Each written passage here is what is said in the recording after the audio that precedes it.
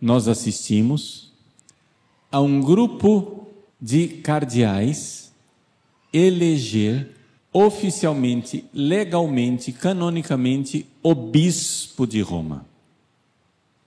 Atenção!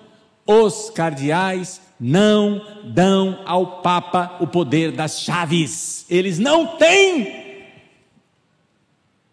O povo não dá ao Papa o poder das chaves. Nós não temos este poder. Os bispos não dão ao Papa o poder das chaves. Os bispos não têm esse poder. Este poder é de Cristo, e ele é dado ao homem que é legalmente escolhido como bispo de Roma. O que os senhores cardeais fizeram foi designar legalmente quem é o bispo de Roma. Uma vez que o cardeal Roberto Francisco Prevost, Robert Francis Prevost, interpelado dentro da Capela Sistina, respondeu à pergunta: tu aceitas a eleição legitimamente feita, né, que te designa como o Papa? Você aceita isso? Você aceita essa eleição? Naquele momento, atenção, não quando os cardeais votaram. O voto de cardeal não é capaz de produzir um Papa. O que produz o Papa é um poder divino. Os cardeais escolheram legalmente o Papa. Quando foi perguntado na Capela Sistina a Roberto Francisco: tu aceitas? E ele disse: aceito. Naquele momento, Cristo Deus, Senhor do céu e da terra, disse: tu és Pedro. Essa é a nossa fé. E a certeza que nós temos que ele é o verdadeiro Papa está no fato de que os cardeais, incontestes, unânimes, todos dizem: é ele que foi eleito. Ah, não gostei. Problema seu, meu bem.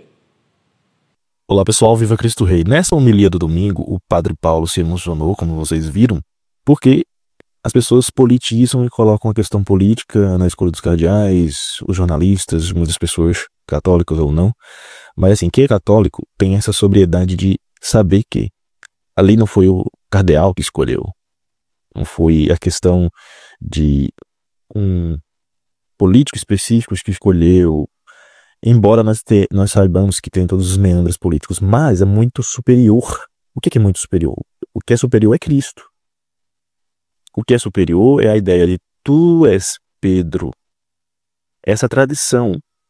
Quando o Papa está lá, né, na sacada, e ele acena para todo mundo, e ele faz o discurso, tudo aquilo ali não é simplesmente uma simbologia política, mas é anos, é 2000 anos de tradição. É o sangue dos mártires.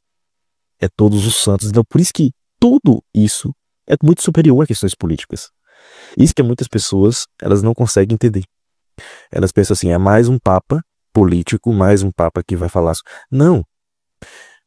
Não é questão de agradar a esquerda ou a direita, não é questão de agradar os conservadores ou não sei o quê. Ele tem uma posição, ele sempre vai ter, o Papa ele precisa ter uma questão social. Como o Guilherme Frei vai falar nesse vídeo aqui, de alguma forma, o Papa ele vai trazer questões sociais porque ele precisa tratar das questões sociais, porque está falando das questões que envolvem a sociedade. Mas a tradição, a doutrina, os dogmas, as coisas que são inegociáveis para a igreja é muito superior. E é isso que tem que ficar claro, não é simplesmente um joguinho político. É uma tradição, é um dogma. Por isso que a igreja católica era tão assim bonita, porque essa unidade, essa tradição de milênios, de vários anos, sabe? Eu vou deixar um vídeo aqui do Guilherme Freire para ilustrar cada vez mais o que eu estou falando e que o Padre Paulo também falou. Salve Maria, Deus abençoe. Que é uma visão muito política do que é o Papa, e agora, claro, vai ter o conclave, as pessoas vão ter uma visão extremamente política e tal. Mas acho que é importante entender o que é o Papa, né? Quem é o Papa, porque se olha com esse olhar muito materialista, é claro que as pessoas vão começar a extrair como se ele fosse mais como um deputado eleito, um presidente, outra coisa. Mas na verdade, a realidade, muito maior do que qualquer debate contemporâneo, tem uma realidade sobrenatural imensa e belíssima, né? Que é o quê? Jesus Cristo se fez homem e habitou entre nós. Essa é a primeira grande coisa. Então, o grande autor dessa história cósmica, dessa história que nós vivemos, se fez personagem, né? Como se fosse um autor que se coloca no meio da história e vem trazer para nós um caminho de salvação. Inclusive, ele é o próprio caminho, ele é o próprio a verdade, o caminho e a vida. E ele morre pelos nossos pecados, para a nossa redenção, que é uma graça imensa, e ele renasce. Então, nós estamos agora nesse período da Semana Santa. O que nós estamos celebrando, né? Essa belíssima festa da Páscoa. Bom, primeiro, lá atrás, na Páscoa, eles já celebravam a Páscoa, o que? A libertação do povo. O povo em Israel era escravo, de fato, no Egito. Você tem uma verdadeira religião satânica, né? As pessoas cultuam, inclusive, Amon-Ra, né? Que é um culto, inclusive, sincrético, vários cultos de Amon. Muitos desses cultos descendem de Baal mesmo, que é literalmente a figura diabólica, quando você lê na Bíblia, derivada da Babilônia, né? Baal é senhor na religião cananita. Então, quando Moisés liberta as pessoas, né? Tira elas, ele está livrando as pessoas de uma escravidão do pecado. As pessoas estão presas sob um jugo que impede elas de encontrar algo que é eterno e divino. E aí ele abre o mar, liberta as pessoas, e você está celebrando na Páscoa a libertação das pessoas. Bom, Jesus Cristo, ao morrer e renascer, ao entregar a sua vida ao derramar, né, seu precioso sangue para nos salvar, ele está nos libertando do pecado. Então a Páscoa agora ganha um novo significado, belíssimo, mais profundo ainda, que é a ressurreição do Cristo. E Jesus Cristo quer levar a fé para as pessoas, quer trazer, ele quer que nós sejamos salvos, que nós tenhamos contato com essa boa nova, com esse evangelho. Então existe uma missão apostólica. A igreja, as pessoas vão levar a fé, os apóstolos são escolhidos para levar a fé para as pessoas. Então veja, todas as pessoas receberam a fé de alguém. Alguém me passou a fé, e alguém passou a fé Padre Michelini, alguém passou a fé para o Guto, para todas as pessoas. Alguém chegou e anunciou sobre o evangelho, e falou sobre as verdades da salvação e passou para os outros. Então a igreja, ela sempre foi católica no sentido que ela foi universal, porque católica quer dizer universal. A igreja é para a salvação de todas as pessoas. Todas as pessoas são chamadas à salvação e são chamadas à santidade. Ela é romana, inclusive o próprio Cristo morreu no Império Romano, porque é uma realidade histórica, não é uma coisa,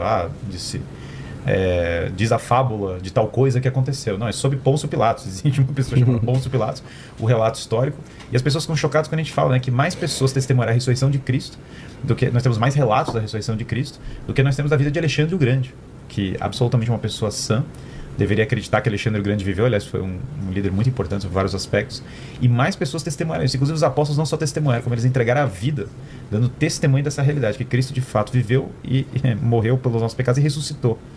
E esses apóstolos, então, vão levar a fé para as pessoas. Então, eles vão em vários lugares, né? Então, claro, tem a igreja de São Tomé, na Índia, tem a São Marcos, que não é um dos 12, né? Mas é discípulo dos 12, foi lá para o Egito. Então, hoje, os sucessos mortais são transportados para Veneza, né? Mas ele foi pregar no Egito.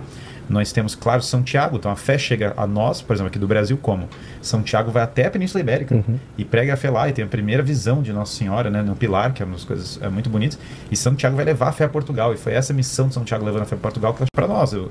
Foi um dos episódios marcantes da minha vida, quando eu cheguei na frente do túmulo de São Tiago. Eu falei, meu Deus, esse é o apóstolo, essa pessoa estava com Jesus Cristo, está aqui na minha frente, o túmulo de uma pessoa que de fato viveu, conviveu, aprendeu a fé de Jesus Cristo. E aí tem uma das coisas mais belas de todas, né? Se você vai na Colina do Vaticano, está lá esse mesmo lugar, séculos e séculos passados, geração a geração, está lá no lugar da colina, o Papa celebra, né, as missas sobre o lugar, está o túmulo de São Pedro. E São Pedro é muito bonita, a história é muito especial, né? Porque São Pedro, claro, Cristo, ele chamava Simão, e Cristo vira para ele e fala, tu és Pedro, tu és pedra, né? Céfas é a palavra em grego, e sobre ti edificarei a minha igreja, e os portões do inferno não prevalecerão sobre ela. E é bonito porque Pedro, claro, vai negar Cristo 3 vezes, né? Mas vai ser esse símbolo de fidelidade, tanto que, exatamente nos Atos dos Apóstolos, chegou uma hora que Pedro fala pela igreja, né? Ele toma a palavra e ele fala exatamente essas coisas. Por isso até que eu estou fazendo referência à morte e à ressurreição de Cristo, porque Pedro fala exatamente isso. Fala, olha, tá todas as pessoas discutindo, reunidas e tal, e aí ele toma a frente, ele lidera os apóstolos nesse momento, né? Até o Cristo fala uma coisa muito bonita para São Pedro, que é, eu te dou as chaves do reino. O que são as chaves do reino? Se você vai lá no rei Davi, quando o rei Davi sai para as guerras, né? Porque esse é o ponto até do rei Davi, unir o reino de Israel, tirar o jugo de todos esses reinos malignos e dar unidade para as pessoas. Aliás, o Cristo, logo antes, né, do Calvário, ele reza com os apóstolos para que eles tenham unidade na verdade. Essa missão de preservar a unidade na verdade é a chave, né, para entender o que é o papado. E aí, as chaves do reino são as chaves que ficam quando o rei sai numa guerra. Então o rei vai lutar numa campanha, vai enfrentar uma missão distante. Quem cuida do reino na ausência do rei, que está guardando ele. Então o reino é de Cristo, Cristo é o rei.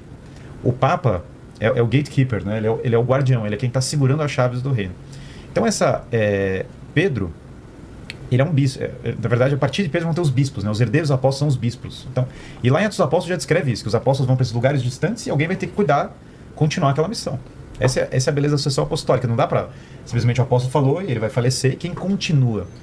E aí os apóstolos vão nomeando os bispos. E os bispos, claro, vão nomeando os padres para auxiliar na sua missão. Então, o padre Miquelino daqui do nosso lado, ele foi ordenado por um bispo, que foi nomeado por outro, pelo Papa, pelo bispo, até chegar em Pedro. Numa linha até chegar de em Pedro. sucessão, até chegar à época dos apóstolos. Essa é uma das coisas mais fascinantes. Então, pessoa a pessoa, as pessoas foram sendo nomeadas numa linha ininterrupta, né? E São Pedro, então, ele vai ser crucificado de ponta cabeça nesse mesmo lugar, nessa mesma colina do Vaticano, onde está o Santo Padre.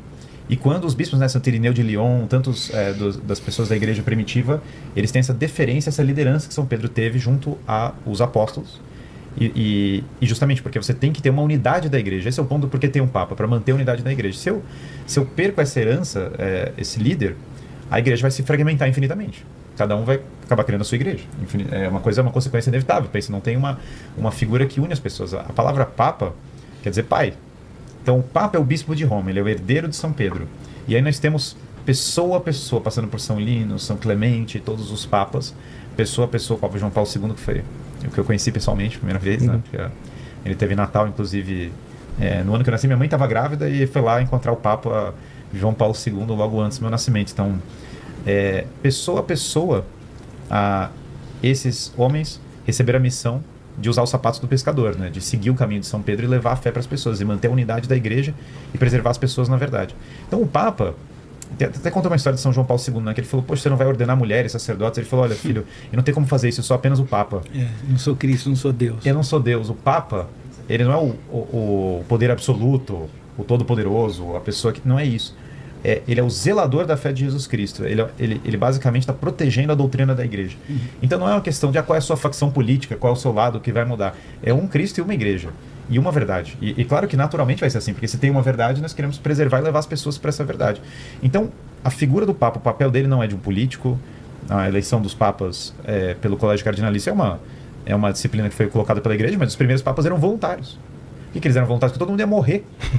Os primeiros 30, né? Os primeiros 30 papas ali foram mortos. Vai ser morto. Então, na verdade, quando chegava alguém, levantava a mão na igreja e falava assim, olha, deixa comigo. As pessoas rezavam, agradeciam, ajoelhavam e falavam, meu Deus, alguém é corajoso de assumir esse manto. Porque, claro, a igreja vai sendo forjada, como falou Tertuliano, o sangue dos mártires é a semente da igreja. E se hoje tem esse renascimento católico, nós não temos, claro, tanto martírio, às vezes, de sangue, né? Embora isso aconteça muito no mundo islâmico, em vários lugares do mundo.